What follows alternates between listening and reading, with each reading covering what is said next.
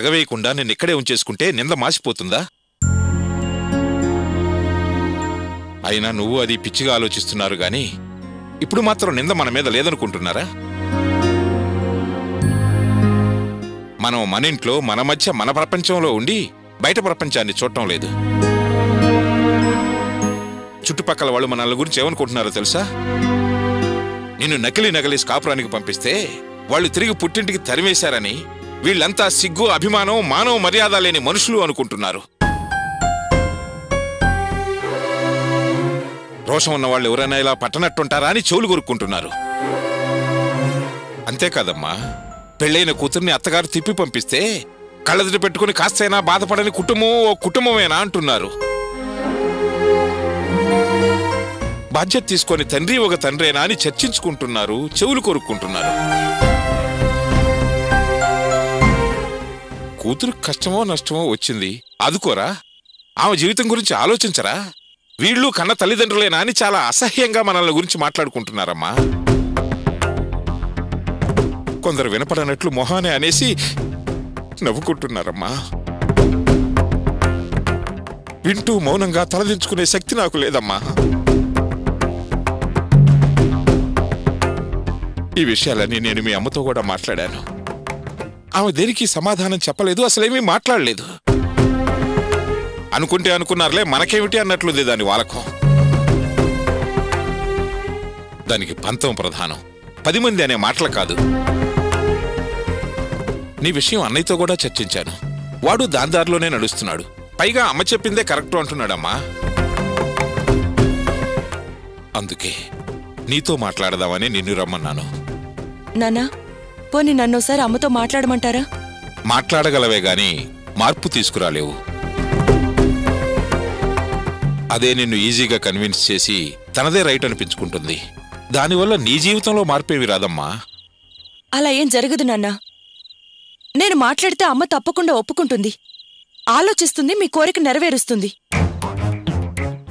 నువ్వు భ్రమపడుతున్నావమ్మా. నీకు మీ అమ్మతో 25 సంవత్సరాల పరిచయం మాత్రమే, కానీ నాకు 40 సంవత్సరాల అనుభవం. దాని మనస్తత్వం, మంకుపట్టు, అహంకారం అన్నీ పూర్తిగా తెలుసు. దాని మీద దానికున్న అతి నమ్మకమే దాని కళ్లకు పొరలు కమ్మేలా చేసింది. పొగరబోతుతనంగా వ్యవహరించటం నేర్పింది. అన్నిట్లో తనే కరెక్ట్ అనుకుంటుంది. మరోసారి ఆలోచించి చూద్దాంలే అనుకోదు. నీ జీవితాన్ని గురించి అది ఇప్పుడు ఆలోచించదమ్మా.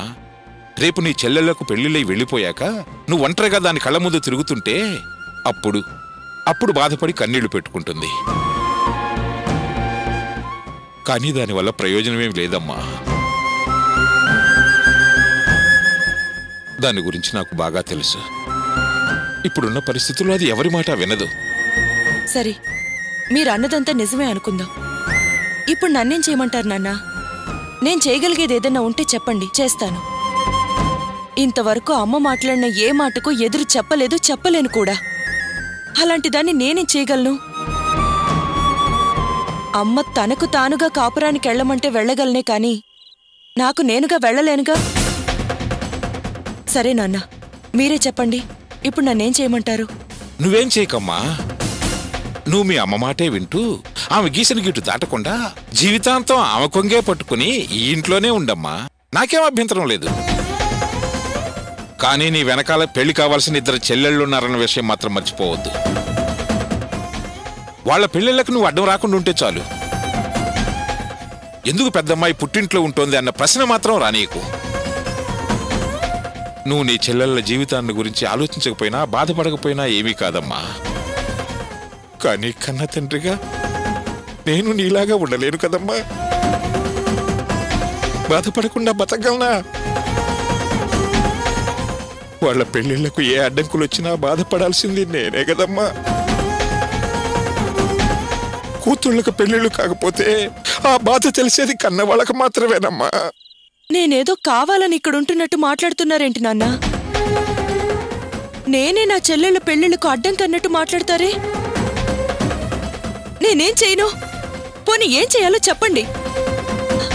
అమ్మని ఎదిరించి నేను మాట్లాడలేను, మాట్లాడే ధైర్యం కూడా నాకు లేదు. మరో మార్గం మీరే చెప్పండి. మీ అమ్మ నిన్ను మీ అత్తగారింటికి వెళ్ళమంటే వెళతావా? తప్పకుండా వెళ్తాను. ఆ మాట మీ అమ్మ నోటి వెంట రావటానికి ఒకే ఒక్క దారుంది. ఆ దారిలోకి మీ అమ్మ వచ్చేట్టు నా కోసం ఒక పని చేస్తావా అమ్మా? ఏం చెయ్యాలో చెప్పండి నాన్న. నువ్వు మేము నీకేసింది నకిలీనా గాని ఒక్క మాటను అంతే. ఆ మరు నిమిషంలోనే నీ మెళ్ళో 10 తులాల బంగారం వేసి నిన్ను అర్జెంటుగా మీ అత్తవారింటికి పంపించేస్తుంది. ఎందుకో తెలుసా? నువ్వు ఆ మాట అంటాం తను సహించలేదు, ఆ మాట భరించలేదు. అందుకే నిన్ను పంపించే ఏర్పాటు చేస్తుంది. మాట్లాడమే అర్చనా, నా కోసం ఒక్క మాట మాట్లాడమ్మా. ప్లీజ్ అమ్మా. అది కాదు నాన్న, నేనలా మాట్లాడటం అమ్మని మోసం చేయడమే కదా, పచ్చి అబద్ధం కదా. అమ్మ ముందలా మాట్లాడడం నా వల్ల కాదు. ధర్మరాజు అంతటి వాడే అశ్వత్థామ హతః కుంజరః అనలేదా? మనమెంతమ్మా అయినా ఓ మంచి కోసం, ఓ ప్రయోజనం కోసం, నీ చెల్లెళ్ళ పెళ్లి కోసం, నీ జీవితం కోసం ఒక్క మాట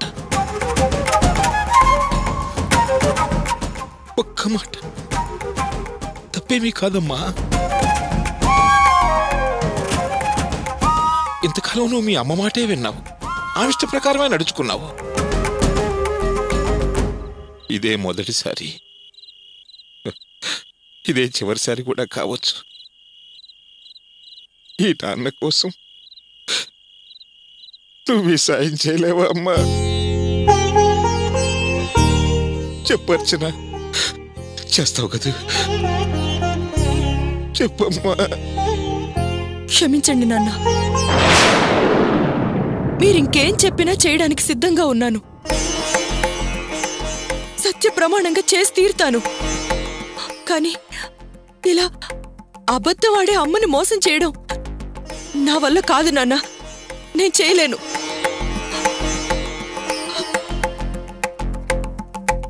అమ్మ ఎదురుగా నిలబడి అమ్మ మీద అపనిందా, నకిలీ బంగారం అనడమా? సాధ్యపడే పనే కాదు నాన్న ఇది. అర్చన, ఇది నా స్వార్థం కోసం చేసే పని కాదమ్మా. కుటుంబం కోసం తండ్రిగా నేనడిగితే నువ్వు చేస్తున్న పని. నా కోసం నిన్ను చేయమని ప్రాధేయపడుతున్నానమ్మా. లేదు, మీరెన్ని చెప్పినా నాకు చేత కాదు, నన్ను వదిలేయండి. చూడమ్మా, నీ జీవితం, నీ చెల్లెళ్ళ జీవితం బాగుపడాలని ఆశపడుతూ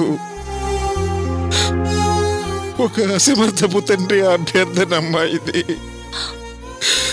ఇంతకు మించి మరో దారి లేదు అమ్మా.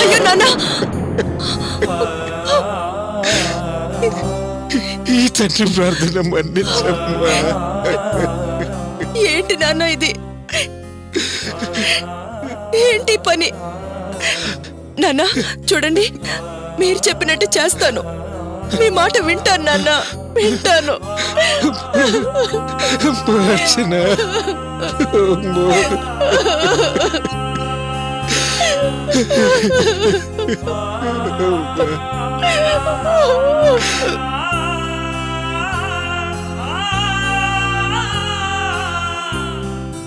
నాన్న నా కాళ్ళ మీద పడుతుంటే తట్టుకోలేకపోయాను.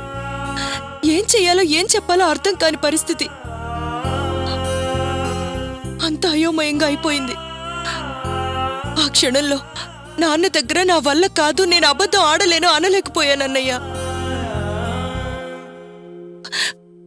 మనసు రాయి చేసుకుని నాన్న కోసం అలా మాట్లాడాల్సి వచ్చింది.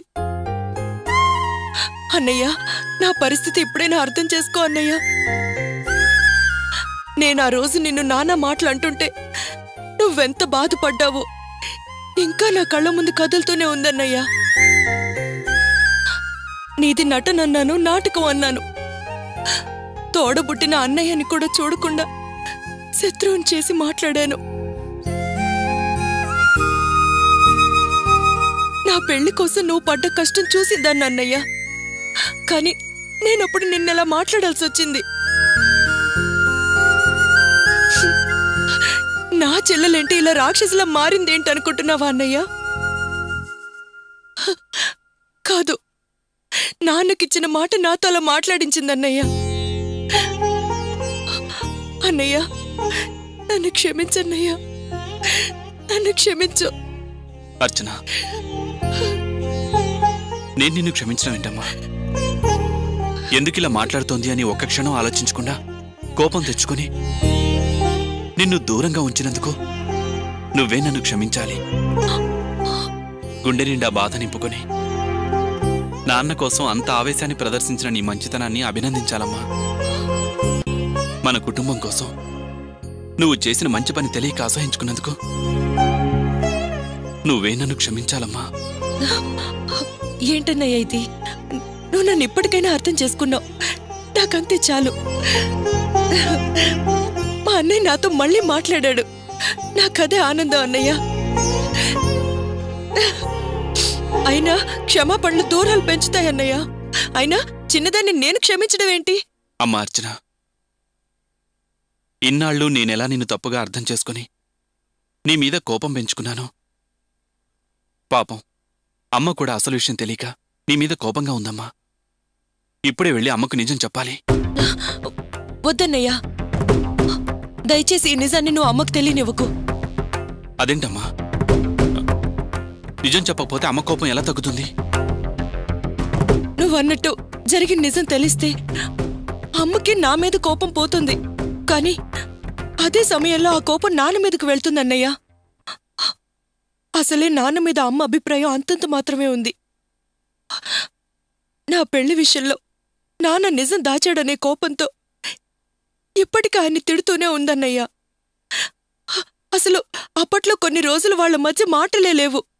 మళ్ళీ ఈ విషయం తెలిస్తే నా కూతుర్ని మాయ చేసి నాకే దాని మీద కోపం వచ్చేలా చేస్తారా అని ఆయన మీద విరుచుకు పడుతుందన్నయ్య.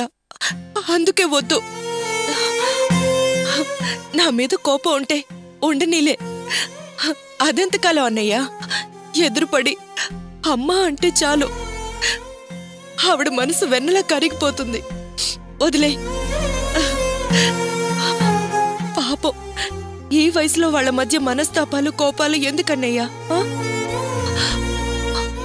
అన్నయ్య, దయచేసి ఎట్టి పరిస్థితుల్లోనూ అమ్మకి ఈ విషయం చెప్పొద్దన్నయ్యా. ప్లీజ్ అన్నయ్యా. సరేనమ్మా, సరే పదమ్మా, ఇంటికెళ్దాం.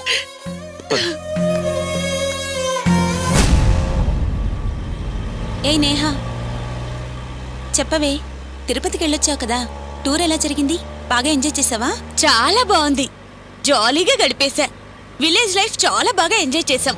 Really good tour. ఊర్లో ఏరుంది కదా, భలే స్విమ్మింగ్ చేసాం, చేపలు పట్టాం, ఎన్నెన్నో గేమ్స్, చేజింగ్స్, చాలా బాగుంది. ఆంటీ ఏమైనా విశేషాలు చెప్పారా? వాళ్ళేం చెప్తారు, పాత పాటలు పాత పాఠాలు. నూనెంటుకో, నలుగు పెట్టుకో, కుంకుడి రసంతో తలంటి పోసుకో, పసుపు రాసుకో, పొద్దున్నే లేవాలి, పాలు తాగాలి, ఆ డ్రెస్ వద్దు, ఈ డ్రెస్ వద్దు, లంగా ఓణి, బఠానీ పూల చీర కట్టుకో అంటూ సుత్తి కొట్టారు. ఆ భారతమంతా ఎందుకులే, వదిలిపెట్టవే. మిస్టర్ వాసు, ఏం ఆలోచించావు? ఏం నిర్ణయానికి వచ్చావు? Come on tell me.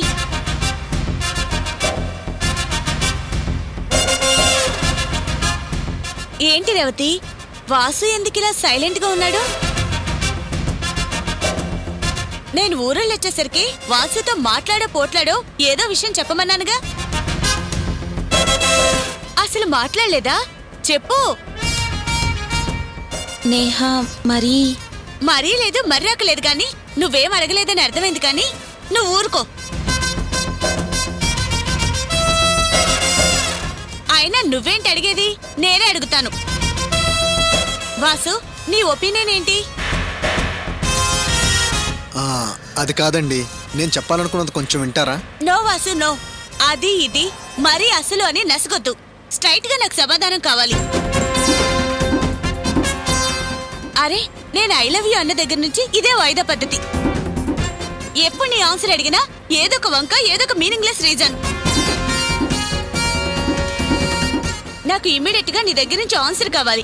వెంటనే చెప్పాలి. ముందు బండి ఆపో. నేహా గారు చెప్పేది కొంచెం వినండి. No more explanation. నేను చెప్పినట్టు చెయ్యి. ముందు బండి ఆపో. I say stop the car.